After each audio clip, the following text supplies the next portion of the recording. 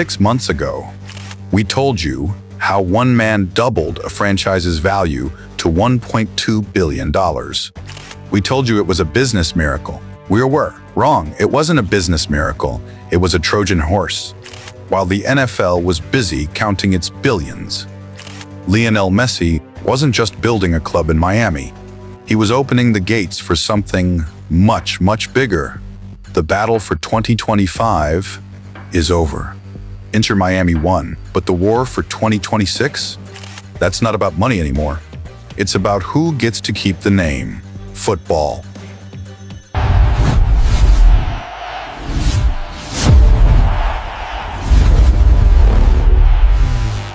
To understand what is coming, you have to look at the calendar.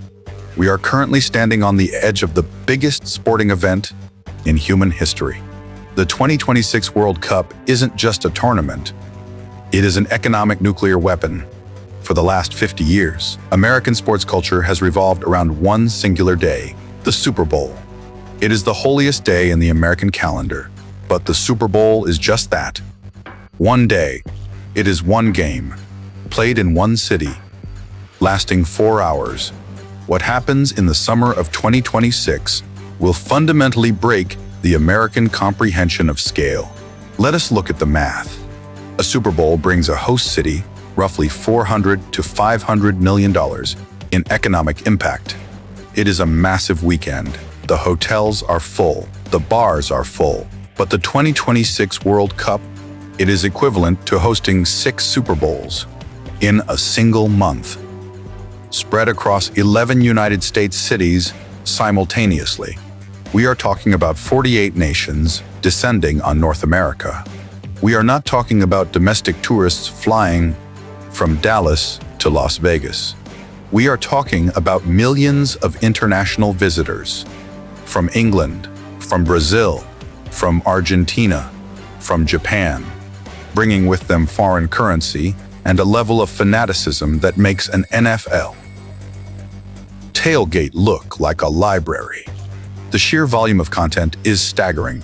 The new format of the World Cup features 104 matches. Think about that number. 104 games of the highest stakes football on earth, all taking place on American soil. For 30 days straight, the United States will be the center of the global conversation. There will be no room for the NFL off-season headlines. There will be no room for baseball. The airwaves will be completely suffocated by soccer. It is a hostile takeover of the American attention span, and the NFL has absolutely no defense against it.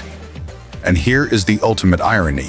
The very stadiums that the NFL built to showcase its dominance are the weapons being used against it. SoFi Stadium in Los Angeles, MetLife Stadium in New Jersey, AT&T Stadium in Texas. These are the cathedrals of American football, but in 2026, they will be stripped of their NFL branding. The end zones will be painted over, the field goals will be taken down, and they will be filled with fans chanting in Spanish, French, and German. The infrastructure of the NFL is being leased out to its biggest competitor, effectively turning the landlords into tenants in their own homes. Analysts project a $5 billion injection into the North American economy. But that is a conservative estimate.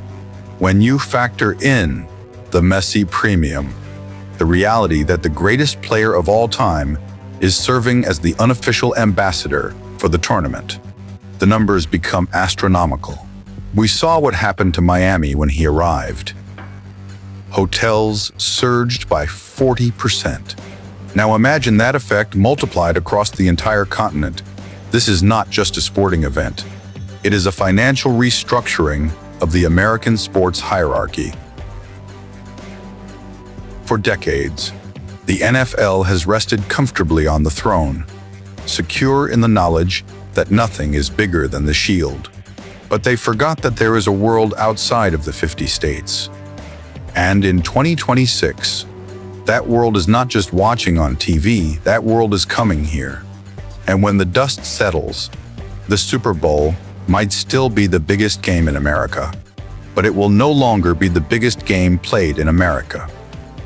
The nuclear option has been launched, and impact is imminent. But the National Football League has a problem that money cannot fix. It is the problem of time. To understand why Messi is winning the future, you do not look at the bank accounts. You look at the living room, specifically at the child sitting on the floor with an iPad. We call them the iPad kids, a generation raised on 6-second dopamine hits and infinite scrolling. To this generation, the National Football League is fundamentally broken. Think about it. An average American football game takes 3 hours and 12 minutes to broadcast, but the ball is actually in play for only 11 minutes. That is over 3 hours of commercials, huddles, referees talking, and timeouts. For a 50-year-old, that is tradition, but for a 15-year-old, that is torture. Soccer, and specifically Lionel Messi, is built for the algorithm. It is fluid. It is constant motion. It does not ask you to wait 5 minutes for a commercial break after a kickoff. Data from late 2025 shows a terrifying trend for American sports executives. Generation Alpha is consuming sports almost exclusively through highlights. They do not watch games, they watch moments. And here is the brutal truth. A 30-second clip of Messi dribbling past 4 defenders on TikTok is infinitely more shareable than a 4-yard run by a running back buried under a pile of bodies. The NFL is fighting a war for attention against an opponent that does not stop for commercials. Let us look at the demographics, because the numbers are screaming a warning. The average age of a baseball viewer is 57. The average age of an NFL viewer is 50. These leagues are aging out, but Major League Soccer? It has the youngest fan base in North American sports, with an average age of just 35, and it is getting younger. When Messi arrived, he did not just bring older fans who remember his Barcelona days. He brought the kids who know him from something else entirely. Video games. We cannot talk about this takeover without talking about the controllers in our hands. For 20 years, the Madden video game was the gateway drug to the NFL. It taught Americans the rules of football. But today, the game EA Sports FC, formerly known as FIFA, sells more copies globally in a week than Madden sells in a year. There are millions of American children who know the roster of Inter not Miami better than they know the roster of the Dallas Cowboys, simply because they play as Messi on their consoles every single day. The virtual world has already been conquered. And finally, there is the problem of the helmet. The NFL is a league of faceless gladiators. When Patrick Mahomes makes a great play, you see a helmet, you see a visor. You do not see a human emotion until he is on the sideline. But soccer, it is the most human sport on earth. When Messi scores, you see his eyes. When he is frustrated, you see his face. In an era driven by personality, by influencers, and by parasocial relationships, the fact that NFL players are hidden behind plastic masks is a marketing disaster. The iPad kid wants connection. They want to see the hero. And in the United States right now, the hero is not wearing a helmet. He is wearing pink. The NFL sees this demographic cliff approaching like a storm front. This is why you see them desperately pushing flag football into the 2028 Olympics. They are trying to strip away the helmets and the violence to appeal to a softer, younger generation. They are terrified that the iPad kid has already made their choice. And once a generation chooses its religion, it is almost impossible to convert them back. The National Football League is not stupid. It is the most sophisticated capitalistic machine in sports history. They see the writing on the wall just as clearly as we do. For 50 years, they have focused on total domestic dominance, and they achieved it. The top 100 most watched television broadcasts in America are almost exclusively NFL games. But in business, total dominance has a dark side. It is called saturation.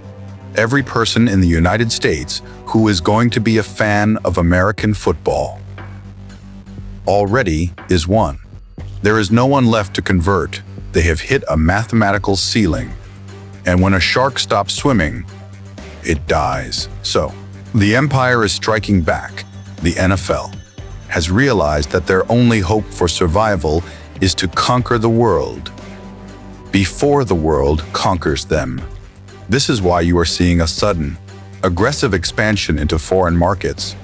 They are not just playing games in London anymore. They are planting flags in Munich, in Frankfurt, in Mexico City, and for the first time, in Brazil, the spiritual home of soccer. Playing a game in Sao Paulo wasn't a friendly exhibition. It was a territorial challenge. It was Roger Goodell looking at the globe and trying to carve out colonies in countries that already have a religion. But the NFL faces a problem that marketing money cannot solve. The sport itself is too complicated. If you give a kid in Kenya or Vietnam a soccer ball, they know exactly what to do with it immediately. It is intuitive, but American football? It requires pads. It requires a helmet. It requires understanding 4 downs, 10 yards, illegal formations, and holding penalties. It has a barrier to entry that is almost impossible to climb. The NFL is trying to export a product that requires a 100-page rule book to enjoy, while Messi is exporting a product that requires nothing but a ball. Go. They are throwing everything they have at this problem. They are spending millions on international academies. They are lobbying governments.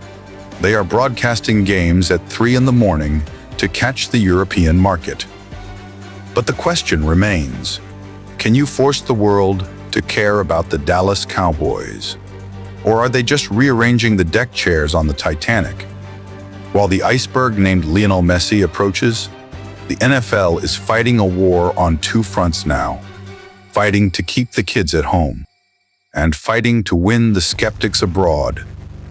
And history tells us, fighting a 2-front war is usually how empires fall. In July 2026, the World Cup final will be played here, on American soil.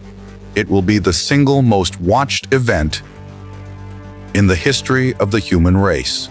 And if Lionel Messi is there, if he steps onto that field in New York or Los Angeles wearing the blue and white, the transition will be complete. It will be the moment the torch is finally passed, from the hands of the quarterbacks to the feet of the playmakers. The infrastructure is already built. The academies are overflowing with talent. The iPad kids are watching.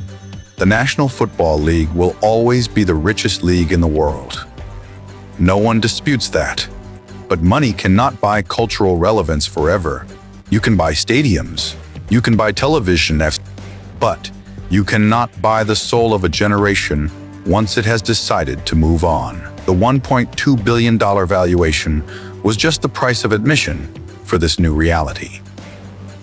See, the real cost? The real cost might just be the crown. Soccer has arrived in America, and this time, it is not leaving.